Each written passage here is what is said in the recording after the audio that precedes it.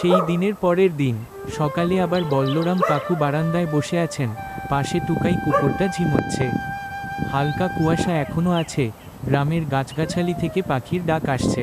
এমন সময় দূর থেকে আবার গরুর ঘণ্টার আওয়াজ ভেসে এল। এবার গরুর গাড়ি নয়, একজন হালচাষি, নাম গোবিন্দ, তার গরু নিয়ে মাঠে যাচ্ছিল হাল চাষ করতে।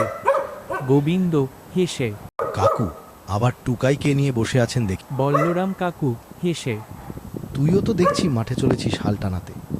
এত সকালে উঠলি? গোবিন্দ, কি আর করব কাকু, রোদ ওঠার আগেই মাঠে নামতে হয়, না হলে গরুগুলোর কষ্ট হয়। বল্লরাম কাকু মুচকি হেসে, তা ঠিক বলেছিস, তবে হাল চষার আগে একটু তেল তেলে পরোটা খেলে তোরও গায়ে জোর আসতো। গোবিন্দ হাসতে হাসতে, আপনি যদি একদিন নিজের হাতে বানিয়ে খাওয়ান তবে আমি খুশি হয়ে হাল টানব। বল্লরাম কাকু, তাহলে তো ঠিক আছে, কাল সকালে একগাদা আলু পরোটা বানিয়ে রাখব, কাজ শেষে এসে খেয়েছি এ যাবি। গোবিন্দ আনন্দে, তবে ঠিক কথা কাকু, আপনি যেমন গল্প বলেন আর রান্না করেন, পুরো গ্রামের গর্ব।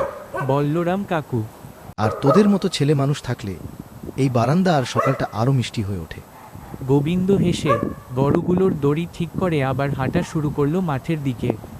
বল্লরাম কাকু টুকাইকে বললেন, এই টুকাই, দেখলে আজও আমাদের গ্রামে হাসির সুর বাজে। শিক্ষা, গ্রামের বন্ধন, পরিশ্রমের মূল্য আর ভালোবাসা, এগুলিই জীবনের সত্যিকারের রত্ন।